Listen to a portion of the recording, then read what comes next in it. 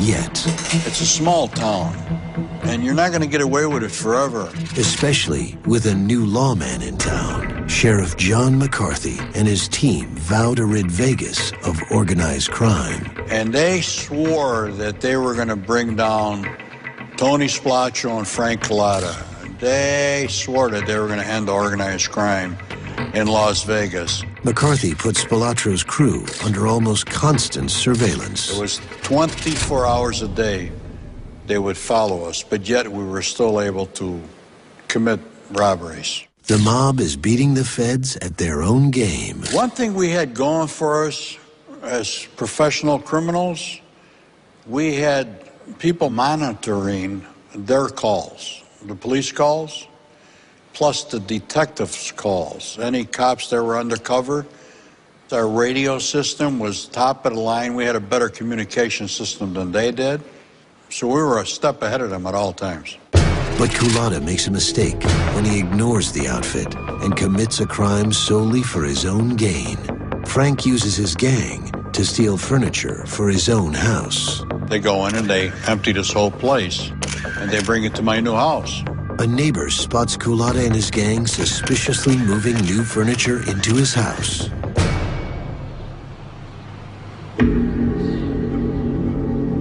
The following morning at 6 a.m., my wife goes and answers the door. Everybody's there, the whole police department.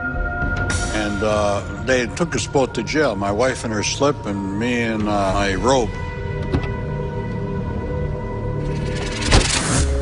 It was this petty burglary that would eventually lead to the end of mob control of Las Vegas. The public arrest angers Cullotta's boss, Tony Spilotro, and he refuses to pay Cullotta's bail. With all these problems, my relationship with Tony was strained. While Frank Cullotta was in jail, he was not making any money. And if you're not making any money, what good are you?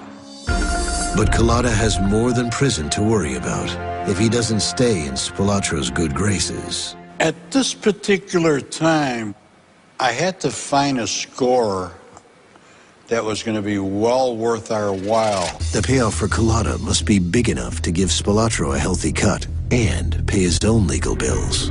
Once he forks over the cash for his own bail, Cullotta gets a tip about a local jewelry store. And they said that this place could possibly have $1 million in jewelry and cash in there.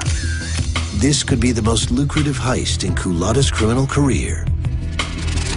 It could also be his last chance to keep Spilotro from turning on him. But Cullotta is short a driver for the jewelry heist. His associate Ernie brings in a new man, Sal. Well, Ernie meets this guy, Sal Romano. I didn't like Sal. For some reason, I had this gut feeling that the Sal guy was a bad guy. Unbeknownst to Cullotta, Sal is secretly working with FBI agent Dennis Arnoldi. The FBI and the Metropolitan Police Department working together. It was through Sal Romano we learned of the burglary. Sal was to drive the station wagon there, park it, and when they unloaded it, bring it to another spot. We had torches and all the equipment you would need to go through, put a roof into a vault. Larry, Sal, and I remained on the ground for communication. Let's get the job done, okay? Let's get the job done.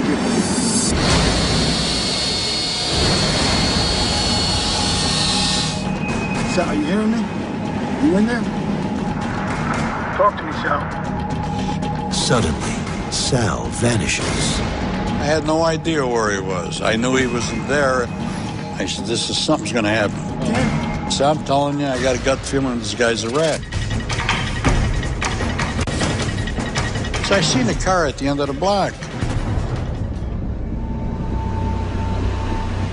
And I said, that looks like the feds down there. Yeah. Then they come in from all directions.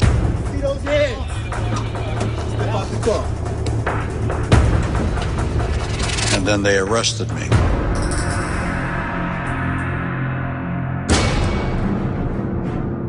And I seen that they had my 3 guys on the concrete out in front. They took them off of the roof, and they were cuffing them, with the exception of Sal Romano. Thanks to his long criminal career, Frank is facing a possible life sentence. The arrest could also mean the end of his rocky relationship with his boss, Tony Spilotro. I'm sitting in the Clark County jail, and I'm sort of mad at Tony. He had always been told if this happened to you, the outfit would take care of your wife and family, but his was not being taken care of. He needed an attorney, and he asked Tony Spilotro for help, but Tony would only come up with part of the money. He never said, I'm sorry, I made the wrong call on this. He didn't help on any of the bails. Sure, I'm mad at Tony for not helping. Frank knows that behind bars, he's a sitting duck as far as the outfit's concerned. He knew, being in jail, the outfit would think that he might possibly become a government witness and therefore would kill him. So I'm sitting there and I'm trying to get over it, and then I get a visit. The FBI brings a tape of a conversation they want Frank to hear, a warning that his life is in danger. And that's when I heard that audio tape. I'm telling you, we've got to do something about Frank. One of the alpha guys in Chicago telling Tony, clean your dirty laundry. Vegas, 1982. Frank Cullotta learns his old friend and mob boss, Tony Spilotro, has put a hit out on him. He knows he must make a decision. And I sat there and I started thinking and thinking about how wrong things were going for me with Tony. Realizing his promising future with the mob is unraveling, Cullotta makes a life-changing decision. I was angry. I felt as though I was betrayed. So I called the FBI. Then we sat down and I gave him all this information that I had. Cullotta's defection is a major coup for law enforcement. I worked very steadily with Frank Cullotta from the time he became a government witness in 1982 for several years. By 1983, Cullotta's testimony led to the indictment of 18 people on federal racketeering charges, including Tony Spilotro. Cullotta fingered Spilotro as the mastermind behind the Hole in the Wall gang, who the FBI believed committed at least 200 robberies between 1980 and 1981. Cullotta also tied Spilotro to the Jerry Lisner killing. Tony Spilotro and his associates were eventually indicted in federal court in Las Vegas, and they went to trial. The trial ended in a mistrial. But Spilotro was also a suspect in more than 20 murders. With 3 more high-profile trials still to come, in 1986, he finally met the same fate as many of his fellow mobsters. Not too long after that, Tony Spilotro and his brother were killed by their associates in the Chicago outfit. Both Tony and Michael had been beaten to death. The Spilotro brothers were dumped in a grave in an Indiana cornfield. The film Casino recreated the killings in a scene considered one of the most violent in motion picture history. I was not happy with it. Truly, I didn't like the idea of the way they killed him. I figured if they wanted to kill him, why don't they just shoot him in the head or strangle him? Why beat him to death, you know? Why make him suffer? Spilotro's brutal murder ended an era in Las Vegas. The mob would never regain its power on the Strip, and in fact, Sin City cleaned up its image in the 1980s, billing itself as a family destination.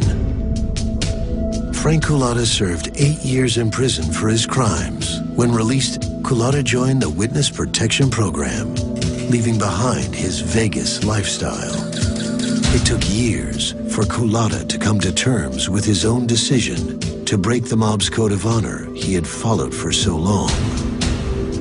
It's a very, very difficult decision to make when you grew up into a world like I grew up in. Everybody's honorable to everybody. It's the syndicate, the outfit that comes first. But today, the infamous outfit is not nearly as strong as it once was.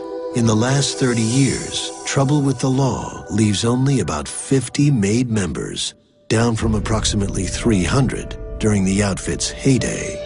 For Cullotta, Hollywood came calling, and in 1995, in addition to appearing as a hitman known as Curly in Scorsese's Casino, he became a consultant on several TV shows and films.